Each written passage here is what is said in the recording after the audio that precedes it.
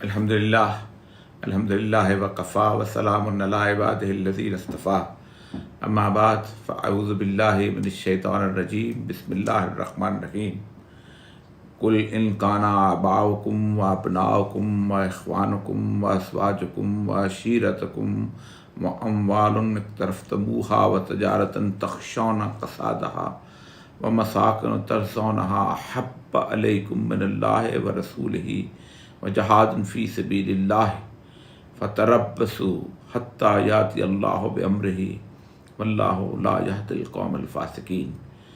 قال رسول اللہ صلی اللہ علیہ وسلم الا لا ایمان لمن لا محبۃ لہ۔ رب اشرح لی صدری ویسر لی امری واحلل عقدۃ من لسانی یفقہوا قولی۔ صدق اللہ العظیم۔ محترم خواتین حضرات،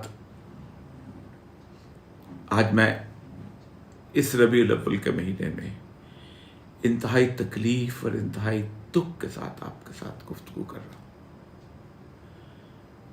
میں 2-3 دن سے کوشش کر رہا تھا کہ اس موضوع پر بات کروں، لیکن میرا حوصلہ نہیں پڑ رہا تھا۔ سچی بات یہ ہے کہ میں جب میں تصور میں لاتا ہوں پیرس کا وہ شہر جس کے ہر چوراہے پر، ہر بڑی عمارت پر سید الانبیاء صلی اللہ علیہ وسلم کی توہین کے کارٹون جو ہے وہ بڑے بڑے نیون سائن اور پوسٹرز کی طرح پہ اور بل بورڈز کی طرح پہ آویزاں ہیں، اور وہ فرانس کا شہر جس کے اندر، وہ ملک جس کے اندر 60 لاکھ کے قریب مسلمان آباد ہیں، وہ دنیا جس کے اندر 1 ارب 50 کروڑ کے قریب مسلمان موجود ہیں، اس دنیا کی چال ڈھال میں کوئی فرق نہیں آیا۔ ہمارے بازار ویسے آباد ہیں، ہماری زندگی کے معاملات سب چل رہے ہیں، ہم وہ تمام تر کام کرتے چلے جا رہے ہیں کہ جو ہماری روزمرہ کی روٹین کے ہوا کرتے تھے۔ ہم عشق رسول کی تابع دار ہیں، ہم روز مجالس سے نعت پہ منعقد کر رہے ہیں۔ یہ عجیب و غریب ربیع الاول ہے کہ جس ربیع الاول پہ باقاعدہ ایک حکمران یہ اعلان کرتا ہے کہ ہم پوری امت مسلمہ کے مقابلے میں تمہارے رسول صلی اللہ علیہ وآلہ وسلم کی توہین کریں گے اور ہم تمہیں دیکھ لیں گے۔ 57 ممالک، آپ سوچ سکتے ہیں کہ ہماری ساری سیاسی سرگرمیاں ویسے ہی چلی جا رہی ہیں۔ 2.5 کروڑ سے زیادہ مسلمان جو ہیں یورپ کے اندر آباد ہیں، کم از کم 5-6 ملکوں کی مل کے آبادی جو ہے، یہ نواز شریف کے خلاف بینر لے کے اس کے دروازے پہ جا کے احتجاج کرتے ہیں، لیکن یہ ان کے خلاف نہیں کھڑے ہوئے۔ اور اس یورپ کے اندر، اور اس یورپ کا غلیظ اور مکروہ چہرہ جو گزشتہ تقریباً 6 صدیوں سے مسلمانوں کے ساتھ کروسیڈ، صلیبی جنگوں کے اندر اس نے ظلم و بربریت کیا۔ کیا یورپ میں رہنے والے نہیں جانتے کہ فرانس سے زیادہ ظالم کلونیل پاور کوئی نہیں تھی، جس نے الجزائر سے لے کے مصر سے لے کے باقی تمام علاقوں کو تباہ برباد کیا۔ ہمارے جلسے چل رہے ہیں، کیا یہ توہین مولانا فضل الرحمان کے والد محترم مولانا مفتی محمود کی ہوئی تھی ایسے؟ کیا یہ توہین نواز شریف صاحب کے والد اور مریم نواز کے دادا کی ہوئی ہوتی؟ کیا ایسی ہی توہین بلاول بھٹو کے نانا ذوالفقار علی بھٹو کی ہوئی ہوتی؟ کیا ایسی ہی توہین انس نورانی کے والد شاہ احمد نورانی کی ہوئی ہوتی؟ محمود خان اچکزئی کے باپ صمد خان اچکزئی کی ہوئی ہوتی؟ تو جلسے کا رنگ مختلف ہوتا۔ تم وہ لوگ ہو جو ایک بیان دے کے میرے نبی کے جذبات سے کھیلنے والے لوگوں کو ٹرخاتے ہو۔ تم ایک ٹویٹ کر کے، تم ایک خط لکھ کے یہ سمجھتے ہو کہ تم نے فرض ادا کر دیا۔ میں نے سورہ توبہ کی جو آیات پڑھی ہیں، اس کے آیات پڑھنے کے بعد آپ بندہ کانپ جاتا ہے، صرف ترجمہ سناتا ہوں. اے لوگوں جو ایمان لائے ہو، اپنے باپوں اور بھائیوں کو بھی اپنے رفیق نہ بناؤ، اور اگر وہ ایمان و کفر پر ترجیح دیں تو ان میں سے جو ان کو رفیق بنائے وہ ظالم ہوں گے. اور نبی کہہ دو، بہت بڑی وارننگ، اگر تمہارے باپ اور تمہارے بیٹے اور تمہارے بھائی اور تمہاری بیویاں اور تمہارے عزیز و اقارب اور تمہارے وہ مال جو تم نے کمائے ہیں اور تمہارے وہ کاروبار جن کے اندر ماند پڑ جانے کا تمہیں خوف رہتا ہے، وہ مساکین ترضونہا، اور تمہارے وہ گھر جو تم کو پسند ہیں، تم کو اللہ اور اس کے رسول اور اس کی راہ میں جہاد سے عزیز ہیں، تو انتظار کرو یہاں تک کہ اللہ کا فیصلہ تمہارے سامنے لے آئے. اللہ کا فیصلہ بہت قریب ہے. میں بہت عرصے سے اس بات کی وارننگ دے رہا ہوں کہ اللہ کا فیصلہ بہت قریب ہے. یہ وہ حالت ہماری آ چکی ہوئی ہے کہ ہمارے دل جو ہیں اب اس طرف مائل ہی نہیں ہوتے. وہ امت جس کی علامت ہوا کرتی تھی کہ وہ رسول اکرم صلی اللہ علیہ وسلم کے نام پر قربان ہو جایا کرتی تھی. جب ایم شفیع سے پوچھا، وہ جو حیدرآباد کے کیس کے اوپر وہ جو اس نے اپنی خاتون اس کو قتل کر دیا تھا، انگریز کو اس باورچی کا کیس لڑ رہے تھے، تو جج نے کہا کہ آپ تو پڑھے لکھے بندے ہیں، آکسفورڈ سے پڑھے ہوئے ہیں، لنکن سے آپ نے کیا ہوا ہے، تو آپ جیسے بندے سے مجھے جذباتیت کی توقع نہیں تھی. تو نے ایک بات کہا تھا، کہی تھی، میری بات مجھ سے بات نہیں ہو پا رہی، سچی بات ہے کہ آپ کو شاید اندازہ نہیں کہ یہ امت رسول اللہ صلی اللہ علیہ وسلم سے کتنی محبت کرتی ہے. امام مالک سے کسی نے پوچھا تھا توہین رسالت کے بارے میں، تو آپ نے کہا تھا اس امت کو اس دنیا میں رہنے کا حق نہیں ہے، حق نہیں ہے کہ جو اپنے رسول صلی اللہ علیہ وآلہ وسلم کی توہین برداشت کر لے، اس کے بعد زندہ چلتی پھرتی رہے. مجھے صحابہ کی کہانیاں بیان نہیں کرنی کہ انہوں نے کیسے محبت کی، مجھے ان لوگوں کی کہانیاں بیان نہیں کرنی یہاں پر کہ جو توہین رسالت کے اوپر جن کی زندگی بے چین ہو جایا کرتی تھی اور اس کی گردنیں اڑانے کے لیے تیار ہوتے تھے.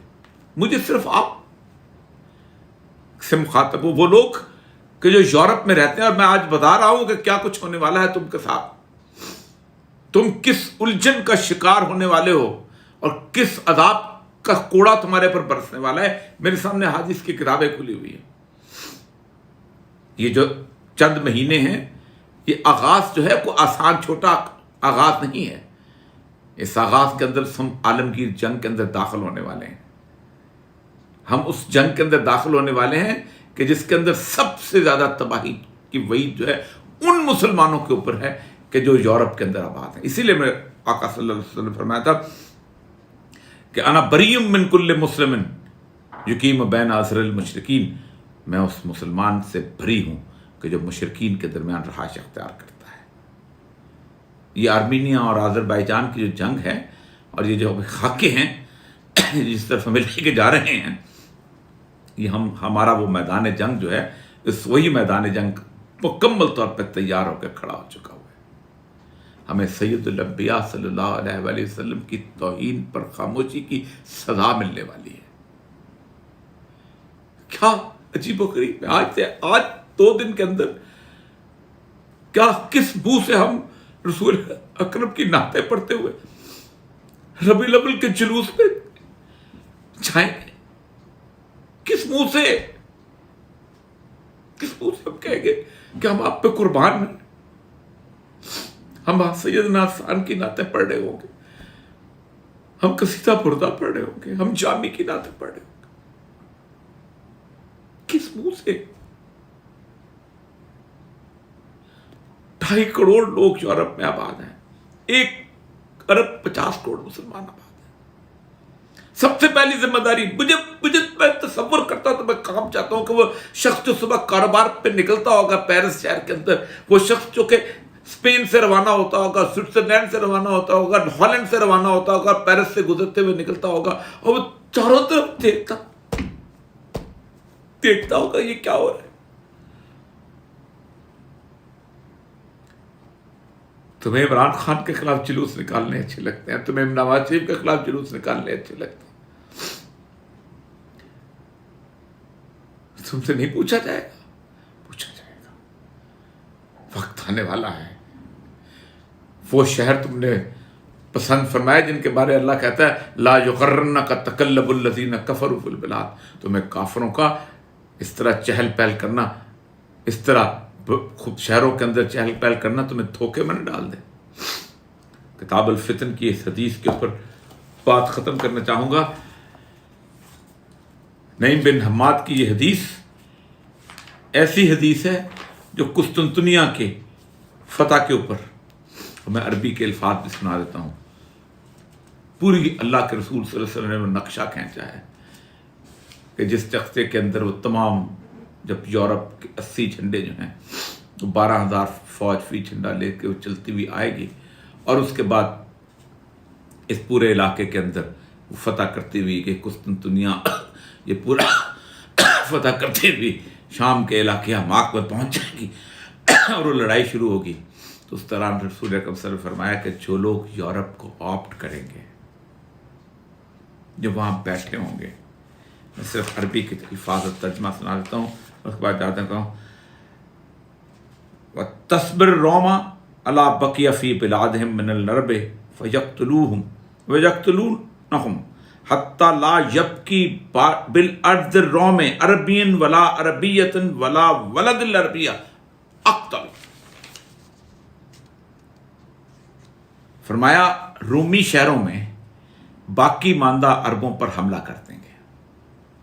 कुछ लोग होंगे जो जहाद के लिए निकलेंगे जब ये जंग शुरू होगी, लेकिन कुछ होंगे जो कहेंगे नहीं, हम तो सेकुलर्स हैं, लिबरल्स हैं, हम तो इनके लाइफस्टाइल में सम हो गए हैं, हमें तो फ्रीडम ऑफ एक्सप्रेशन अच्छा लगता है। वो भी तो अपने ईसाइयों के हज़रत ईसा के कार्टून बनाते हैं, क्या फ़र्क पड़ गया अगर हमारे पर। ये जो लोग वहाँ बचेंगे, और अक्सरियत उनके अरबों की है, पाकिस्तानी बहुत कम है, अक्सरियत उनके अरबों की, इसलिए रसूलुल्लाह ने अरबों का नाम दिया। रोमी शहरों में बाकी मानदा अरबों पर हमला कर देंगे, उन्हें कत्ल करेंगे, यहां तक कि रोम की जमीन में ना कोई अरबी मर्द, ना कोई अरबी औरत और ना कोई अरबी बच्चा बाकी रहेगा, सब कत्ल कर दिए जाएंगे।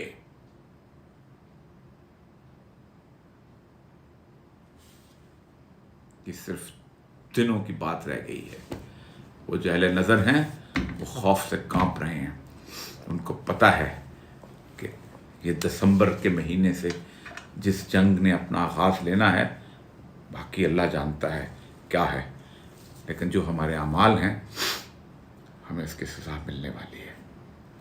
इससे पहले कि वह सज़ा हम पर बहसीयत मजबूरी मुसल्लत हो जाए, हमें सैयदुल अंबिया की हुर्मत के लिए खड़े हो जाना चाहिए। वाखिर दावाना अल्हम्दुलिल्लाह।